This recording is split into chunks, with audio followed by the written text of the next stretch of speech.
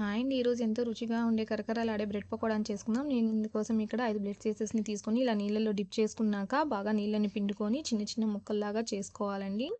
ఇప్పుడు ఇందులోకినే ఒక బంగాళాదుంపని గూడా తురిమి వేసుకోవాలి. ఇప్పుడు 3 పచ్చిమిర్చిని, ఒక 5 వెల్లుల్లిపాయలని, ఒక ఇంచు అల్లాన్ని, ఒక టేబుల్ స్పూన్ ధనియాలని వేసుకొని కచ్చా పచ్చాగా దంచుకోవాలి.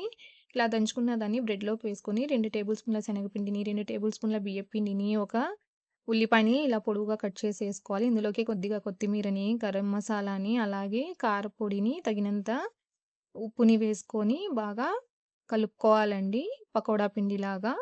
ఇప్పుడు డీప్ ఫ్రైకి సరిపడా ఆయిల్ తీసుకొని, ఆయిల్ వేడయ్యాక ఇలా కొద్ది కొద్దిగా పిండిని తీసుకొని పకోడాల్లాగా వేసుకోవాలండి. మంటని మీడియం ఫ్లేమ్‌లో పెట్టుకొని రెండు వైపులా చక్కగా గోల్డెన్ బ్రౌన్ కలర్ వచ్చేంత వరకు ఫ్రై చేసుకోవాలండి. ఇలా ఫ్రై అయ్యాక టిష్యూ పేపర్‌లోకి తీసుకొని గ్రీన్ చట్నీతో గానీ, టమాటో కెచప్‌తో గానీ వేడి వేడిగా సర్వ్